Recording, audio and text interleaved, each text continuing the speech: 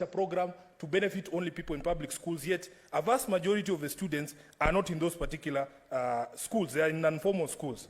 Mr. Speaker, we have county playgrounds here in Nairobi. We have a lot of talent. Just like I was saying earlier to you, I was at Moi Forces Academy this afternoon for the Kenya Primary Sports Association Games to determine the team that will represent Nairobi in the national games in Kisumu. There is a lot of talent in Nairobi, but we don't even have proper playing grounds. If you go to Camp Toyoyo, a pitch that was built a few years ago, it used to host all the games that were being played pale mtaani. But Mr. Speaker, if you look at the playing surface right now, it is in such bad shape that we need all the resources we can get for us to be able to provide proper facilities. The governor, out of the money that the county is receiving this particular year, has set aside about 500 million shillings for the refurbishment of City Stadium. And the shame of this country, I have seen people going around saying, we're going to bid to host African Cup of Nations, I don't know which year it is. You know for a fact you are lying to Kenyans. You don't have the facilities to do these things.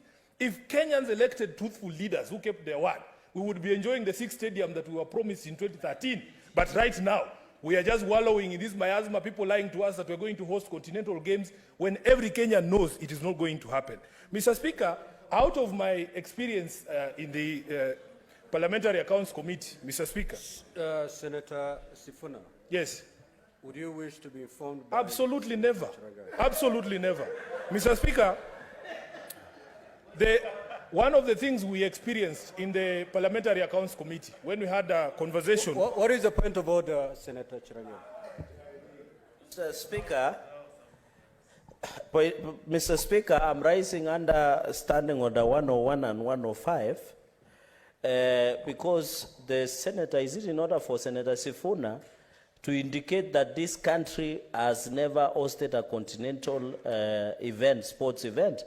Yet Kipchoge Keino Classic was done in Eldoret, and also several, it was done, all African Games was done here, the athletics was done here in Kasarani.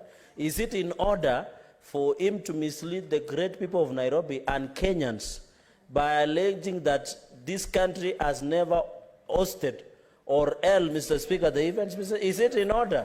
Order. Senator... And World Rally Championship, Mr. Speaker. Senator Chirangei, when your colleagues are speaking, it's good to pay attention. So that when you raise on a point of order, you raise on a point of order on the speech that they've made. I do not see how your point of order is warranted as far as the speech by Senator Sifuna is saying. He never... I did not, unless the Hansard bears as witness, I did not hear him say that as a country we have not hosted continental events. He alluded to just one event that as a country would wish to host. That is the AFCON. Okay. And he said, with the state of infrastructure we have, we may not be able to do that, but we could have been able to do that had we started this journey in 2013. That's what I got to understand from the Honorable Senator. Senator Sifuna, what is your point of order, Mogeni?